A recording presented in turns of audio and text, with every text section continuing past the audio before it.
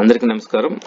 ఈరోజు మనము revenue department నందు ఫ్యామిలీ మెంబర్షిప్ సర్టిఫికేట్ గురించి చూద్దాము. ఈ వీడియో చూసే ముందు అందరూ కూడా ఈ ఛానల్ని సబ్స్క్రైబ్ చేయవలసిందిగా కోరడమైనది. మీకు నచ్చినట్లయితే కామెంట్స్ పెట్టండి. ముందుగా మనము రెవెన్యూ డిపార్ట్మెంట్లోని ఫ్యామిలీ మెంబర్షిప్ సర్టిఫికేట్ అనేది ఎందుకు అవసరము, ఎవరిస్తారు, ఎన్ని రకాల సర్వీసులు అది ఉపయోగపడుతుంది అనేది ఒకసారి చూద్దాం. ఈ ఫ్యామిలీ మెంబర్ సర్టిఫికేట్ అనేది ఎవరైనా ఒక వ్యక్తి ఒక ఫ్యామిలీలో చనిపోయినట్లయితే ఆ చనిపోయిన వ్యక్తికి సంబంధించిన ప్రాపర్టీస్ ఏదైనా ఉన్నట్లయితే ఆ ప్రాపర్టీస్కి సంబంధించి ఎవరు ఆ ప్రాపర్టీస్ పొందడానికి అర్హులు అనే దానికి సంబంధించి ఈ ఫ్యామిలీ మెంబర్ సర్టిఫికేట్ అనేది ఇవ్వడం జరుగుతుంది. Settlement of claims in respect of the deceased by the family members of the deceased family. ఈ సర్టిఫికెట్ తహసీల్దార్ ఆఫీస్లోని తహసీల్దార్ గారు సర్టిఫికేట్ ఇవ్వడానికి అథారిటీ. ఇక్కడ మనము ఈ సర్టిఫికెట్ ఎవరెవరు తీసుకుంటారు అనేది చూసినట్లయితే మెయిన్గా గవర్నమెంట్ ఎంప్లాయీస్ ఎవరైనా చనిపోయినప్పుడు గవర్నమెంట్ ఎంప్లాయీస్ సంబంధించిన తాలూకా పెన్షన్ కానివ్వండి, గ్రాట్యుటీ కానివ్వండి, ఇన్సూరెన్స్ కానివ్వండి, పిఎఫ్ కానివ్వండి, తర్వాత కంపాషనేట్ బెనిఫిట్స్ లేదా ఆల్ గవర్నమెంట్ బెనిఫిట్స్ ఎవరికి సంబంధించి వెళ్ళాలి అనే దానికి సంబంధించి ఈ ఎఫ్ఎంసి సర్టిఫికేట్ అనేది ఇష్యూ చేయడం జరుగుతుంది.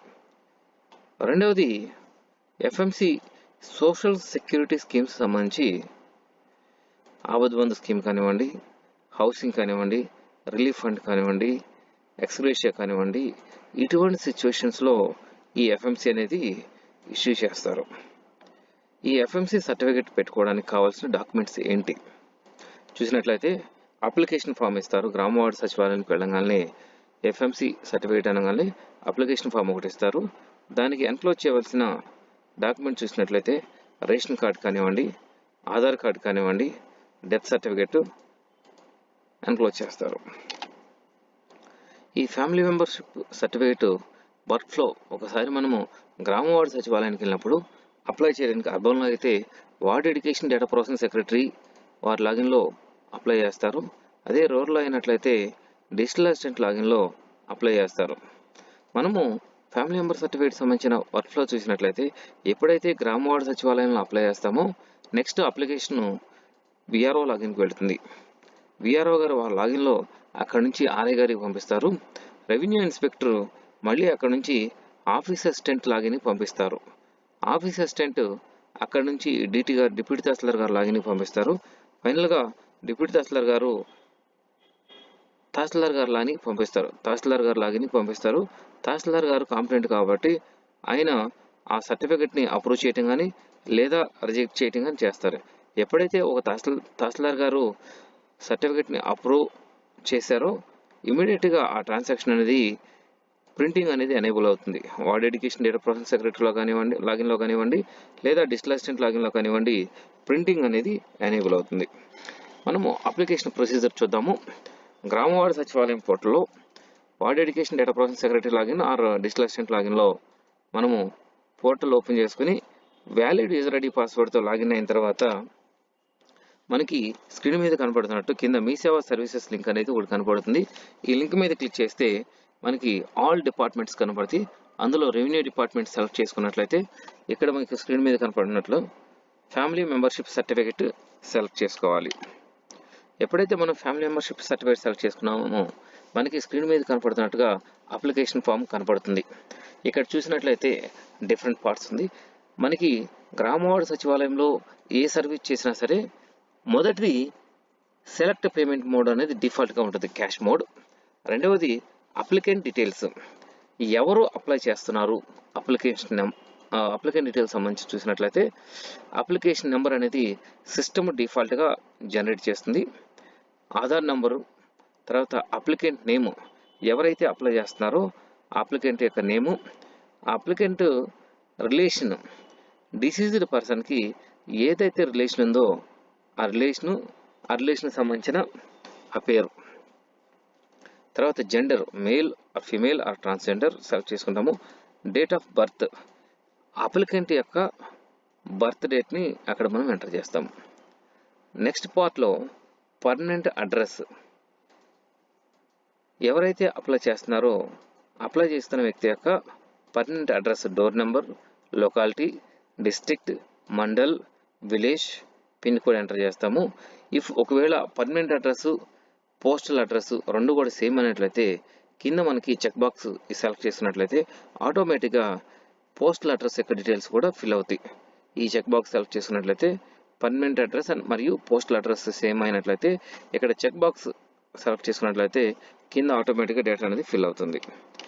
నెక్స్ట్ స్టెప్ చూసినట్లయితే Aadhaar card number of applicant, applicant name, relation, gender of the applicant, date of birth of the applicant, ఇవన్నీ కూడా ఫస్ట్ పార్ట్లో మనం ఫిల్ చేసాము. ఇవి మ్యాండేటరీ ఫీల్డ్స్, తప్పనిసరిగా మనము ఏదైతే స్టార్ మార్క్ ఉన్నాయో వాటన్నిటిని ఫిల్ చేయాలి. ఇందాక మళ్ళీ అగైన్ మనం పోస్టల్ అడ్రస్ కూడా సేమ్ పైన ఉన్నవి సేమ్ ఉన్నట్లయితే సెలెక్ట్ చేసుకుంటాము.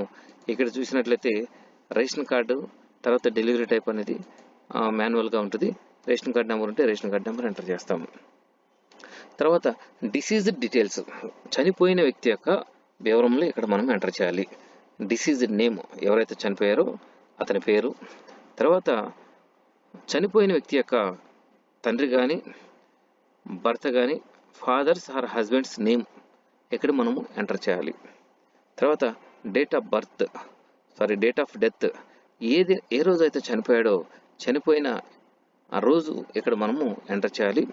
రీజన్ ఫర్ డిసీజ్, ఎందుకొరకు చనిపోయాడు, ఎందుకు చనిపోయింది ఈ కాంబో బాక్స్లో సెలెక్ట్ చేసుకున్నట్లయితే డిఫరెంట్ రీజన్స్ ఉన్నాయి.